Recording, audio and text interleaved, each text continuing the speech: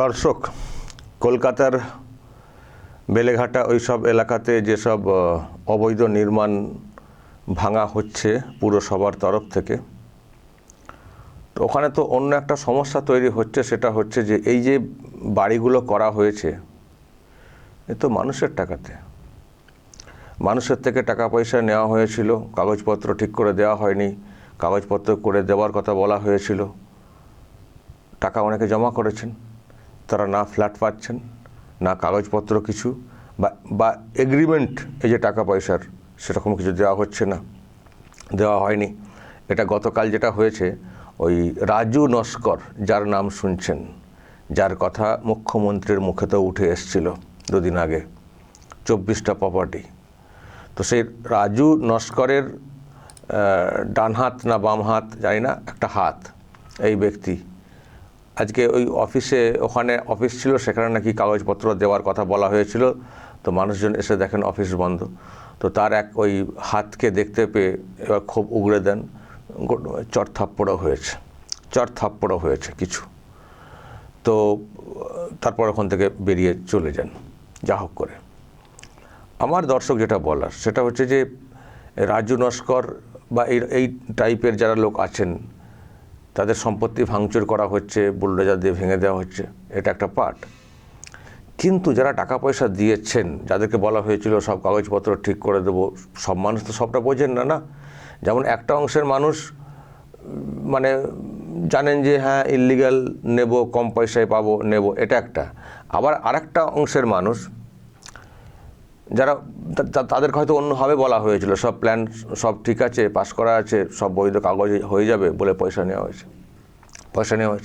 যেমন সস্তায় কিছু মানুষ নেন বাধ্য হয়ে, যে মানে যে ইল্লিগাল ফ্ল্যাট, তো দাম একটু কম হয়, তো বেশি টাকা দিয়ে তারা ফ্ল্যাট কিনতে পারবেন না, তো সেই জন্য অনেকে নেন।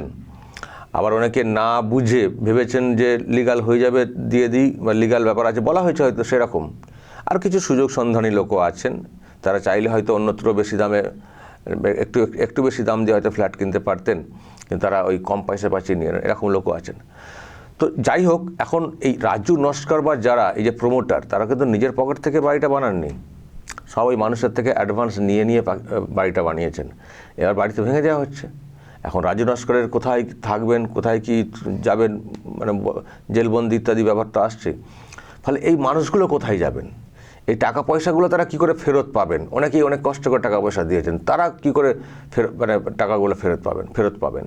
এটা একটা প্রশ্ন তৈরি হয়েছে। ফলে যেমন এটা অবৈধ ভাঙা হচ্ছে, তো ভাঙতেই হবে, কিছু করার নেই। কিন্তু এই যে সমস্ত মানুষ টাকা পয়সা দিয়েছেন ওখানে ফ্ল্যাট কেনার জন্যে, এই টাকা পয়সা দেওয়ার ব্যবস্থাটাও কিন্তু মানে করতে হবে, টাকা পয়সা ফেরত দেওয়ার ব্যবস্থাটাও করতে হবে। দরকার হলে এর যত সব সম্পত্তি আছে সেগুলোকে সিজ করে, বিক্রি করে, নিলামে তুলে, যদি না রাজু নস্কর টাকা ফেরত দিতে পারেন, মানে সেই মতো করে ব্যবস্থা করতে হবে। কারণ মানুষের টাকাতে এনারা কিন্তু করেছেন। শুধু ওনাদেরকে ধরে রাখলেই হবে না।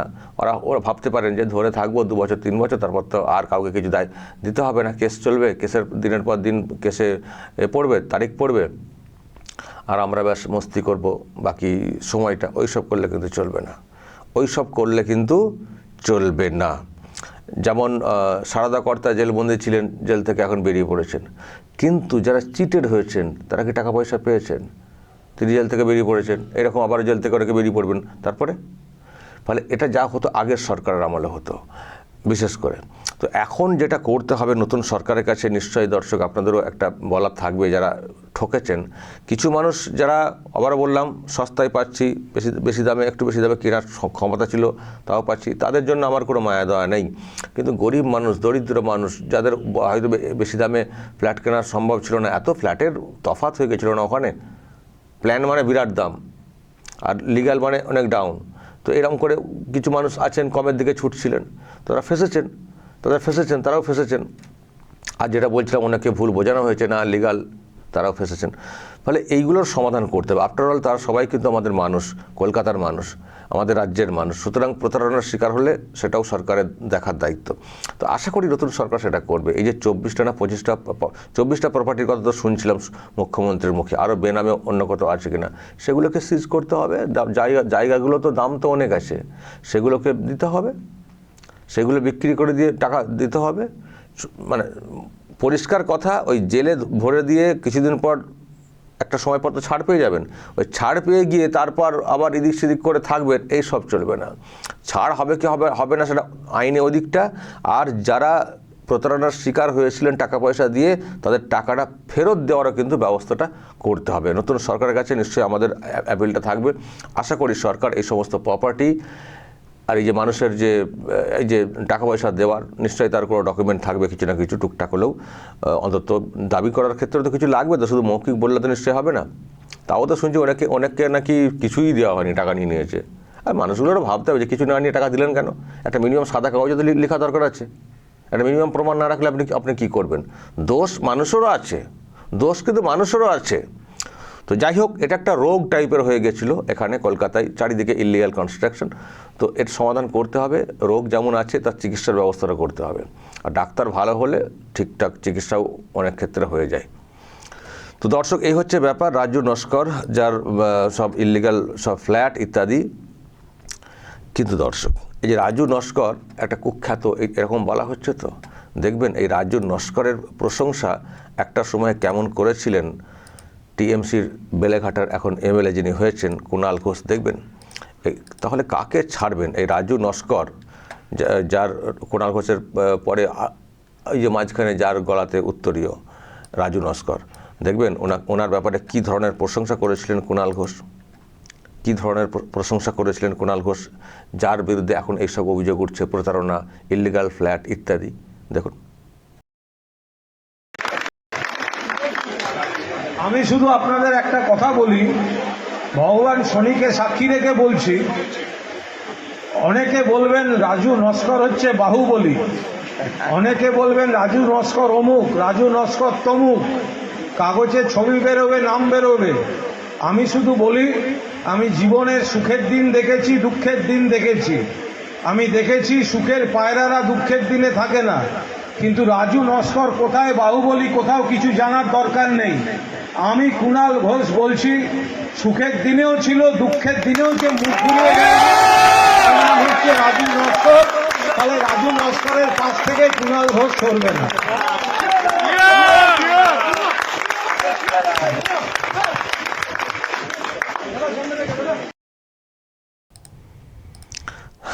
তাহলে এখন তো দুঃখেরই সময় রাজু নস্করের, তার পাশ থেকে কুণাল ঘোষ নিশ্চয়ই সরবেন না, পাশে থাকবেন। ফলে রাজু নস্করকে না দেখতে পেলে কুণাল ঘোষের কাছে যান। এই যে টাকা পয়সা এই যে দিয়েছেন বলছেন, যারা টাকা পাননি, ফ্ল্যাট পাননি বলছেন, তো উনি তো পাশে থাকবেন বলেছেন। তো রাজু নস্কর মানেই তো উনিই কার্যত।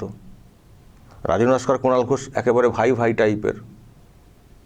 দায়িত্ব তো উনি সেদিনই নিজের কাঁধে নেওয়ার মতো একটা বার্তা দিয়ে রেখেছিলেন। আর এই ধরনের কথা বলাতেই তো মানুষের ভরসাটা বেড়েছে না। রাজু নস্কর একটা নাম, তো তার প্রশংসা যখন একজন টিএমসির প্রথম সারির নেতা বলছেন, তো মানুষের ভরসা বেড়েছে। সেই ভরসাতে হয়তো টাকা পয়সা দিয়েছেন। যেমন সেই সারদার আমলে হয়েছিল, মদন মিত্ররা যেভাবে কোম্পানির মানে প্রচারে ছিলেন, সামনের সারিতে ছিলেন, মানুষ ভরসা করেছিলেন যে সরকারি লোকেরা, নেতা মন্ত্রীরা কোম্পানির পাশে, সুতরাং এখানে বিনিয়োগ করা যায়, ভরসা করা যায়। তারা কার্যত বিজ্ঞাপন হিসেবে তারা ছিলেন। তো কুণাল ঘোষ যদি রাজু নস্কর সম্পর্কে এই ধরনের সার্টিফিকেট দেন, দলের নেতা হিসেবে, মুখপাত্র, একটা প্রথম সারির নেতা তো তৃণমূল কংগ্রেসের, উনিই তো দলকে সব রকমভাবে সাফাই দিয়ে চলছিলেন।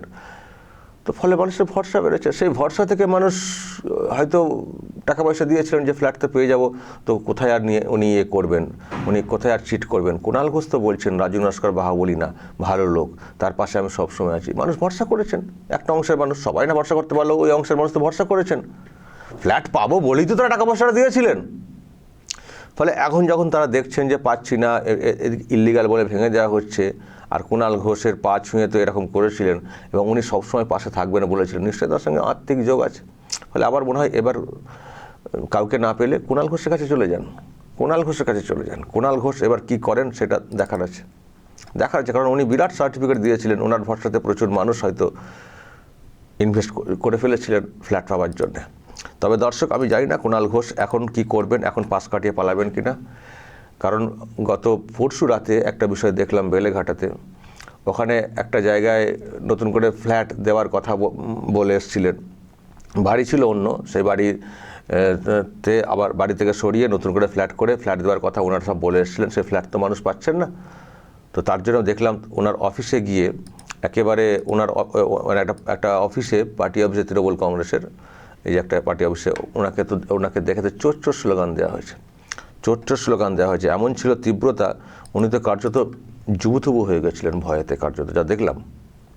বোঝানোর চেষ্টা অনেক করছিলেন কিন্তু ভীষণ ভয় পেয়েছিলেন ওই দিনে। ফলে যা চাপ তৈরি হচ্ছে, আমি জানি না এই যে টাকা ফেরতের যে কথাটা বলছি, রাজু নস্করের দায়িত্ব নিয়ে নেওয়া, সেই ক্ষেত্রে সবাই যদি ওনার দিকে ধাওয়া করেন, ছুটে যান, আমি জানি না উনি কী করবেন। উনি থাকবেন নাকি আবার পালাবেন এলাকা ছেড়ে, সেটাও ভাববার আছে। দেখুন, ওনাকে দেখতে পেয়ে চোর চোর কেমন স্লোগান চলেছে, এবং ফ্ল্যাট কেন আমরা পাচ্ছি না, বাড়ি কেন আমরা পাচ্ছি না, সেটাকে ঘিরে কেমন উত্তেজনা তৈরি হয়েছিল পরশু রাতে। দেখুন।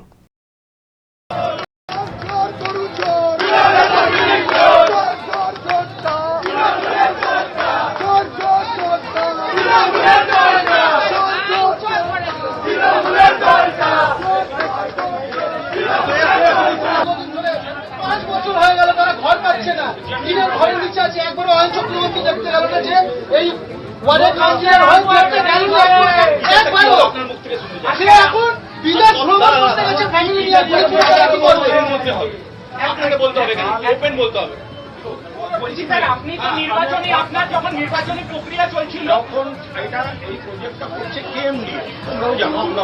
অবশ্যই এবার কেএমডি যখন পুজো দিচ্ছে, আমি প্রথম আজকেই আমি এক্সিকিউটিভ ইঞ্জিনিয়ারের সঙ্গে আজও কথা বলেছি, অনুরোধ করেছি, যখন মানুষের এত প্রবলেম হচ্ছে এর জানাননি, তারা তাদের অনুরোধ করেছি কালকে আসতে,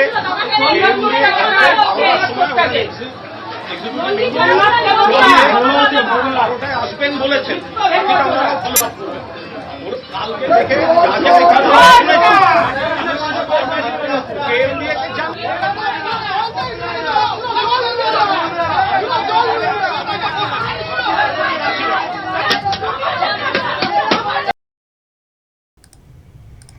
ওটা অন্য একটা ফ্ল্যাট দেওয়ার ব্যাপার, সেখানে এরকম ঘটনা ঘটেছে। আর এটা হচ্ছে রাজু নস্করের, যেটা বলছিলাম, তার হাতকে ধরে টাকা ফেরত বা কেন আমরা কাগজ পাচ্ছি না সেটা নিয়ে।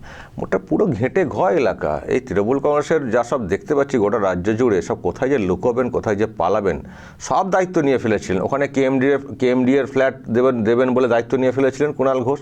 ভোটের সময় কত কি বলেছেন, অমক তমক। তারপরে রাজু নস্করকে সার্টিফিকেট দিয়েছেন। তো এবার যাবেন কোথায়?